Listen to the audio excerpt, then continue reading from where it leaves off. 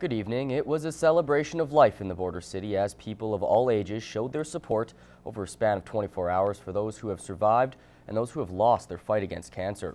Elise Cox has more. You beautiful people in the yellow t-shirts, you are why we are doing this. Cancer survivors began Relay for Life with a lap around the park. Their presence, a reminder of how cancer hits close to home.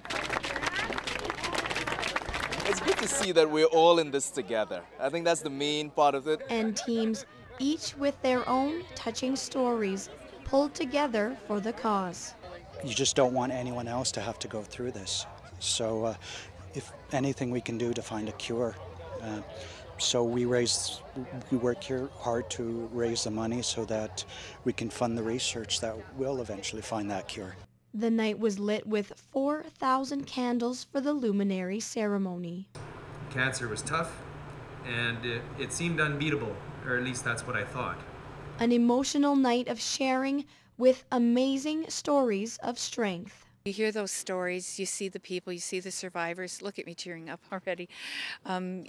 That's why we do it. The community support was felt with every step as they marched into the early morning. I love this relay. The atmosphere is good. The community is so supportive. They raise so much money here per capita. The unofficial total is just over $286,000.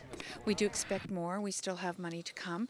So I think for event night, that's an amazing amount of money. So exciting. The money is being used to prevent all cancers. And with a new stat showing 40% more people are living through their cancer, we're taking steps in the right direction. That was a huge, huge step. And for anybody that's been doing this for 12 years or 10 years or maybe even 1 year, that's great news. That means that we're making progress. And that's why this night is so important. And gives hope for the future. I want my children to live in a world where they don't fear cancer. Elise Cox, Newcap News. The first Devon Safety Expo was held at the Lloydminster Exhibition Grounds today. Our Bart Padiasic was there to get a first-hand look. A total of 15 different organizations came out to demonstrate how to best protect yourself and keep safe in a variety of situations. We had our Calgary folks work with the local Lakeline Regional Safety Council and assisted them in bringing together some groups that we felt would be beneficial to come out and talk about safety and the importance of safety. From fire, safety belts, and camping demonstrations, there was a lot to check out at the grounds. A lot of hands-on presentations as well as Aztec Safety set up an interactive demo on fire extinguisher use. Basically going to show them the proper technique to put out a small fire and the proper way of using both the stored pressure and the cartridge operated extinguishers. ATCO Electric gave visitors some important lessons on how to deal with electric safety. What we do here, we do a little bit of an education with a PowerPoint, and just to kind of give the basics on power line safety, and then we go outside to kind of demo exactly what we talked about inside. Outside, they showed proper ways to exit your car if struck by an electric line, as well as simulated human skin touching a power line.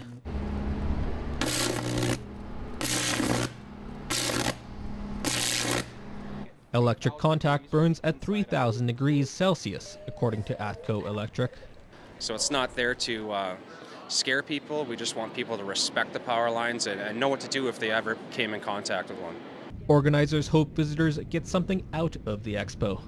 And they'll walk away with, maybe there's something they need to look at doing differently, or maybe take on risk a little differently in what they are now, so that everyone does, end up going home and being safe at the end of the day. Devon Energy hopes to do this expo again in the future. Bart Padiasic, Newcap News. Bud Miller Park's busy weekend continued this afternoon with the 16th annual Optimist Kids Days. Families filled the park with a barbecue and much more.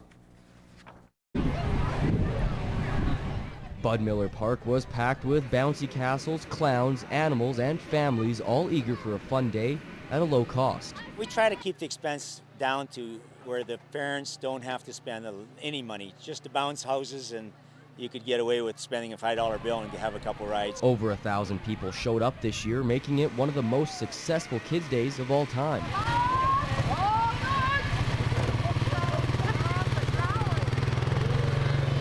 I would have to say in the past 16 years, this is one of the best crowds I've seen yet. There is a lot of people in this park. And a first-time attendee says it's been a success. It's nice, fun. Kids get to play with other kids. It's great socializing. The amount of activities for the kids was almost too much to count. You can play with the puppies and go on in the bouncy house, the train, the horses, and get a glitter tattoo. Moses joins us on the desk for a first look at sports. And Moses, the Lloydminster Vandals have a new player. Yeah, you know what? It's been a great year for them. They're really stocking up for that national championship. But this player has been out of the game just a little bit. Now imagine playing a sport competitively for most of your life, then suddenly stop playing in the prime of your career. Well, that was the case for one Lloydminster Vandal, and now he's back playing the sport he loves. Nothing takes the place of football, right? You know, try and play hockey in the winters and that sort of thing, and it's just not the same. When Taylor Wallace was asked to return to the game of football, there was no hesitation. It's great just to come back and play football, you know, and something I missed over the last 2 years, so I want to try and, you know, get back into it. I'm sure these guys are miles ahead of me now because I've been out of the game for a bit, but it'll be a lot of fun. Taylor was a standout linebacker with the U of S Huskies. Known for his tireless work ethic, he was awarded the Canada West Most Outstanding Defensive Player. Despite going undrafted, he caught the eye of the Saskatchewan Roughriders. Had a good season in my 5th year and got noticed, and I was able to attract an agent, and through some help with some friends who are also at the pro level, and also through some hard work, I was able to get a spot on the Roughriders, which was a dream for me. He would only play 2 games with the green and white before being released. It was a tough time for Taylor.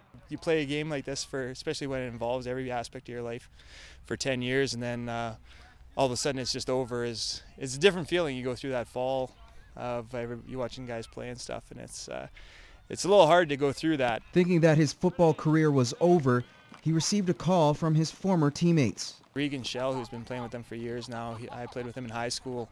Brad Olin, I played with him in college. Josh Kovac is a guy he worked in Unity, and just through those guys, you know, got me back excited to play again. And all those guys, they speak so highly of the club, and it sounds like a great time. His name got thrown around a little bit last year. He has a few friends from where he grew up on the team, and geez, it'd be great to have Taylor out. So, you know, you think about it, but you don't really count your chickens, that's for sure. He's a great player. As for getting back on the field, I'm excited and also very nervous. I haven't played the game in 2 years, so it'll be exciting. I remember how much that first game always hurt playing all those years, so not looking forward to that aspect, but definitely looking forward to the game for sure. newcomer Taylor Wallace and the Lloyd Vandals kick off their season tonight against the Central Alberta Buccaneers at Armstrong Field. Last season, the Vandals eked out a 31-28 victory. Club president and player Glenn Dembicki says they are a much better team from years past. We weren't expecting such a close battle against them. A few years ago, we handled them pretty easily, but they got themselves a little bit of talent now, and we'll see how they travel. So hopefully they come with a full team and are ready to play, because we will be.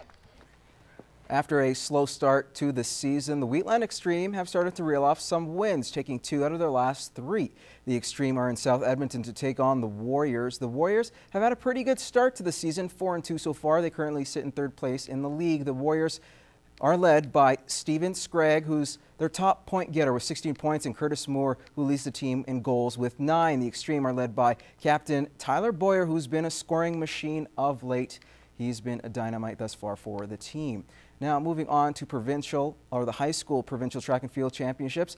As they're wrapping up in Edmonton, several high school students from the Lakeland competed in various events. In the 200-meter relay, Lloyd Comp's Cheyenne Thorpe placed 5th in the 200, like we said, and 9th in the 100-meter.